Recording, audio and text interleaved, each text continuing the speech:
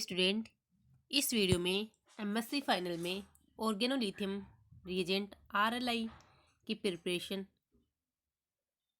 तथा उसकी क्या रिएक्शंस हैं उसके बारे में डिस्कस करेंगे। तो ऑर्गेनोलिथियम रिएजेंट की प्रिपरेशन इसकी की जाती है। फर्स्ट है reaction of lithium metal with an alkyl halide. जब एल्किल हैलाइड की लिथियम मेटल के साथ ईथर में रिएक्शन करवाई जाती है तो आरएलआई ऑर्गेनोलिथियम रिएजेंट का फॉर्मेशन होता है। तो इसके लिए the most important alkyl lithium reagent है वो ब्यूटिल लिथियम है। सेकंड, हेलोजन मेटल एक्सचेंज या सिंपली मेटिलेशन द्वारा भी ऑर्गेनो आरएलआई का निर्माण होता है, एल्किल लिथियम रिएजेंट का निर्माण होता है। जैसे आरबीआर एल्किल हैलाइड की विक्रिया ब्यूटिल लिथियम से कराई जाती है तो यहाँ पर हेलोजन मेटल एक्सचेंज होता है और यहाँ पर ये जो एल आई है ये तो इसके साथ अटैच हो जाता है और ब्यूटिल के साथ बी आर अटैच हो जाता है, जिससे ऑर्गेनोलिथियम रिएजेंट का फॉर्मेशन होता है।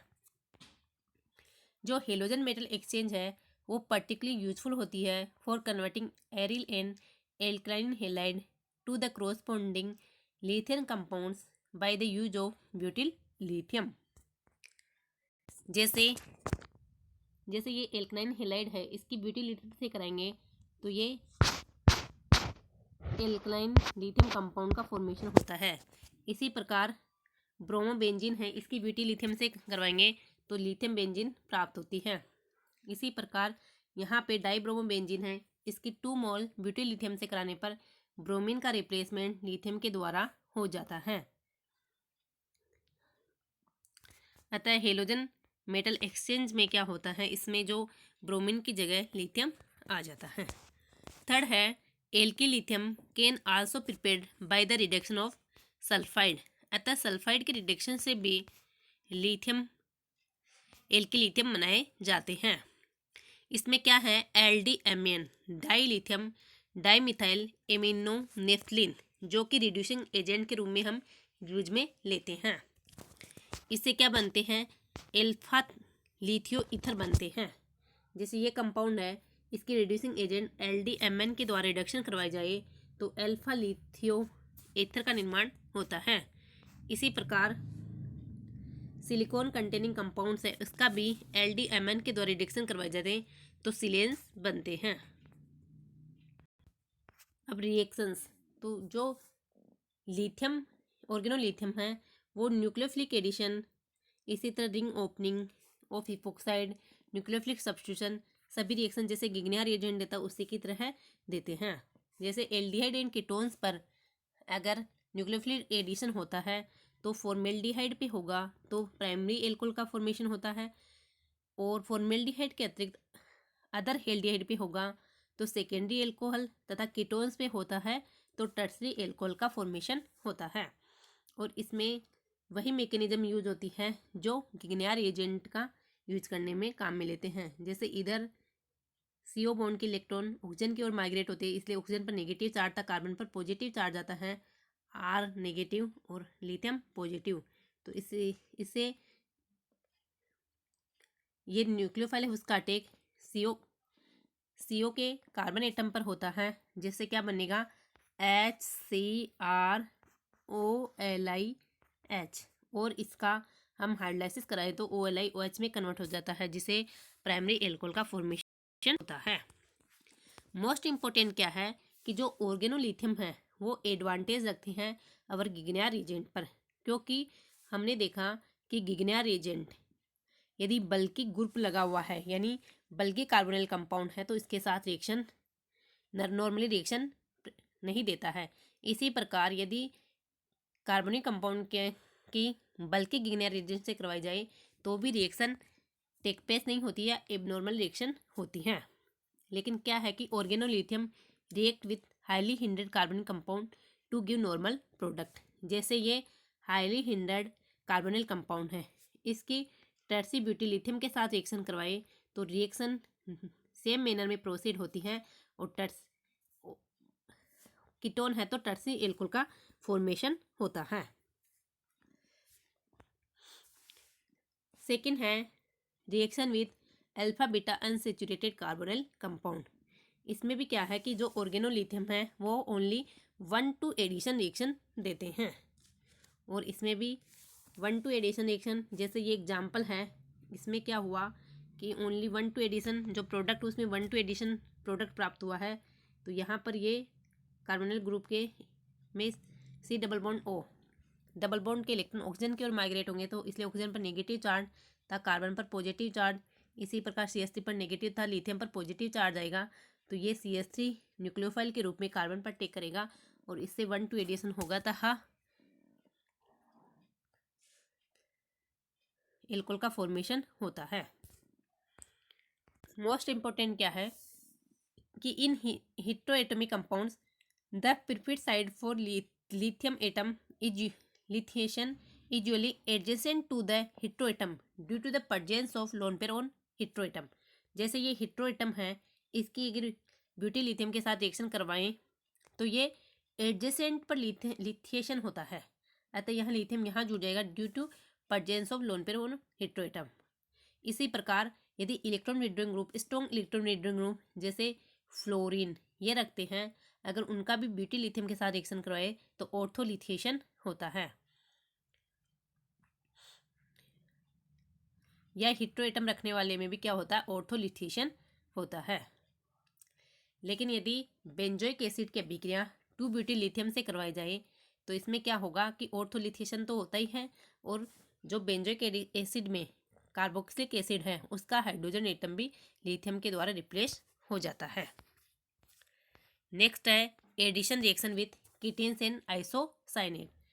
तो कीटिन्स में भी सेम प्रोसेस होगा, इसमें भी क्या है कि C डबल बॉन्ड O के इलेक्ट्रॉन ऑक्सीजन की ओर माइग्रेट करेंगे, तो इसे ऑक्सीजन पर नेगेटिव चार्ज और कार्बन पर पॉजिटिव चार्ज, ये न्यूक्लियोफाइल अटैक करेगा कार्बन एटम पर जो कि इलेक्ट्रॉन डिफिशियंट है, अतः यहाँ पर CH3 और ऑक्सीजन पर Li जुड़ जाएगा।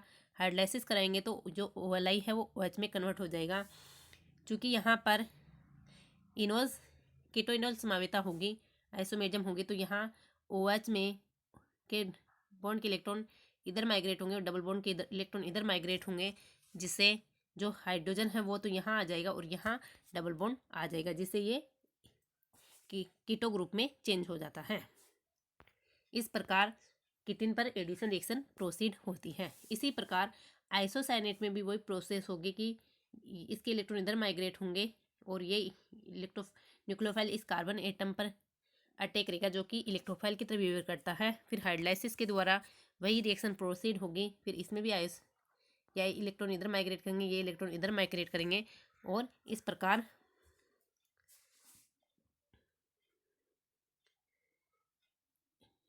एमाइड का फॉर्मेशन होता है। फिर नेक्स्ट रिएक्शन है addition reaction with imines nitriles and आइसोनाइट्राइल्स।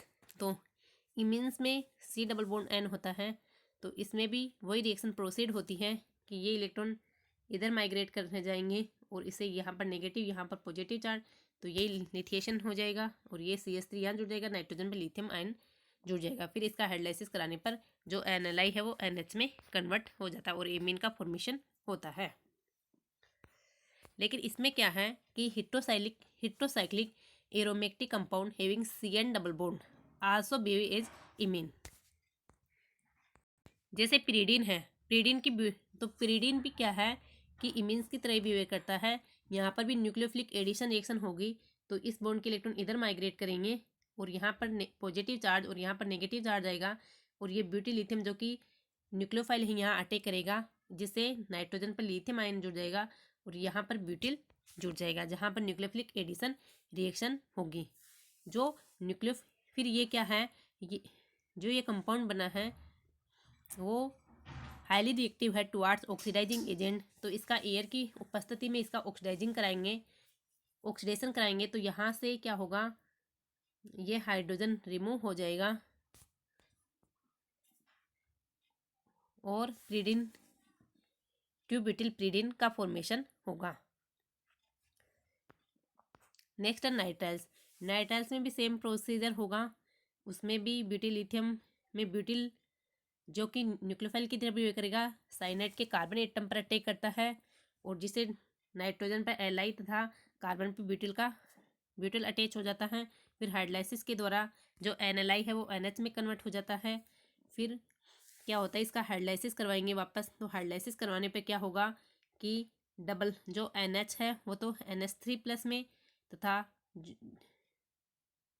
और इस पे OH अटैच हो जाता है, जिसको बाद में करने पर क्या होगा, यहाँ से बॉन्ड यहाँ, फिर ये CH3 बाहर निकल जाता है और यहाँ पर क्या होता है, कीटो ग्रुप का फॉर्मेशन होता है। तो नाइट्राइल्स में मेन इंपॉर्टेंट ध्यान रखना है कि इसमें नाइट्राइल्स का ब्यूटिल लिथियम के साथ हाइड्रोलाइसिस कराने पर कीटो ग्रुप का फॉर्मेशन होता है, और आइसोनाइट्राइल के साथ करवाने पर वही रिएक्शन मेन प्रोसीड होगी, और इसमें सेम रिएक्शन प्रोसीड नहीं होगी। इसमें आइसोनाइट्राइल है तो आइसोनाइट्राइल को इस तरह भी हम लिख सकते हैं।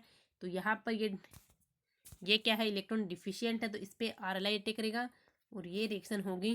फिर इसके बाद में क्या होगा, लिथियो एमीन्स का निर्माण होगा, और जो लिथियो एमीन्स है उस पर इलेक्ट्रोफाइल, अलग अलग तरह के इलेक्ट्रोफाइल अटैच हो सकते हैं और इमीन डेरिवेटिव का फॉर्मेशन होता है। फिर नेक्स्ट है addition reaction with carbon dioxide and carbon sulphide.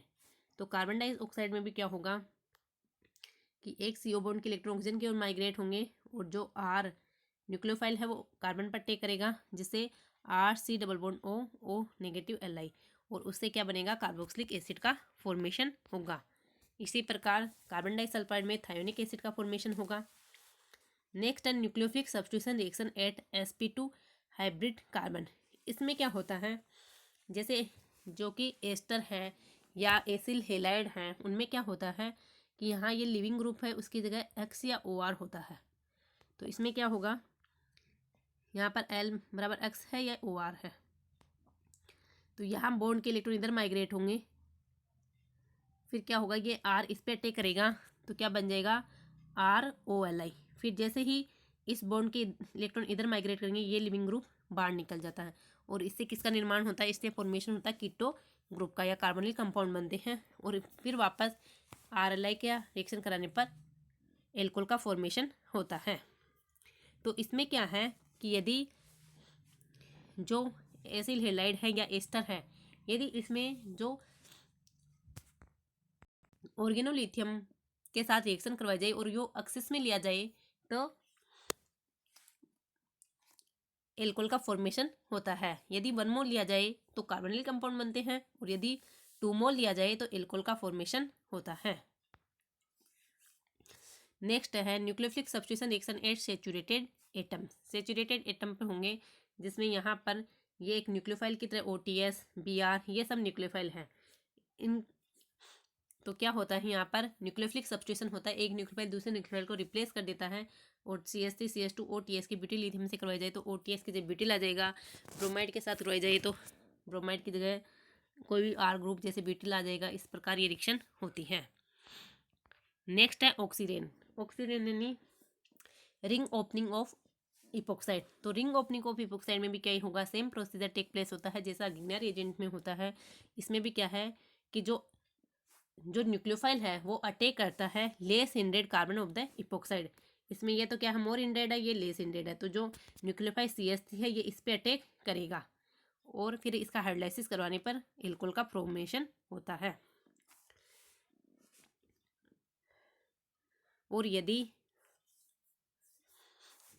और इसमें मेन इंपॉर्टेंट बात क्या है कि जो न्यूक्लियोफाइल है और OH है वो एक दूसरे के एंटी मेनर में आएंगे। जैसे यहाँ रिएक्शन करवाएंगे तो यहाँ C6H5 यदि वेज पे है तो OH ग्रुप डेज पे आएगा, और C6H5 डेज पे है तो OH ग्रुप वेज पे आएगा।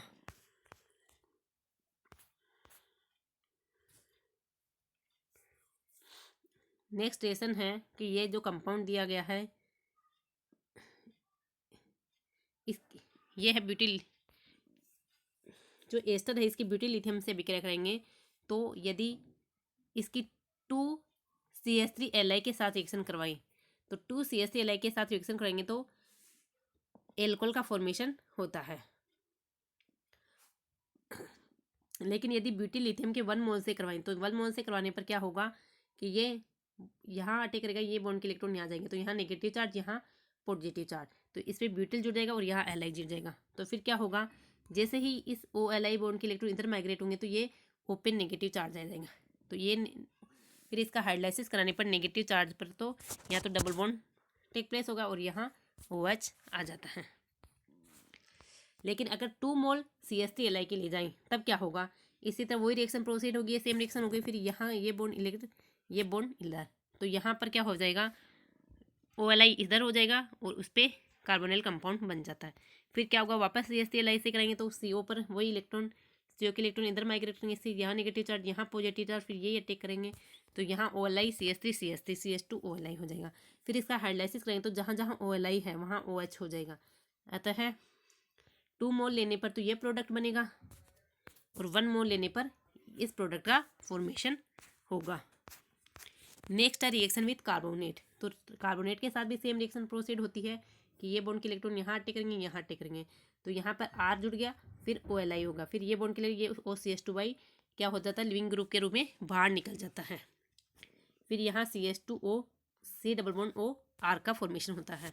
यदि RLI को एक्सेस में लिया जाए तो ये वापस रिएक्शन प्रोसीड होगी, जिसे ये नेगेटिव, ये पॉजिटिव, ये नेगेटिव यहाँ अटैक करेगा, जिससे यहाँ पर R जुड़ जाएगा, यहाँ OLI आ जाएगा।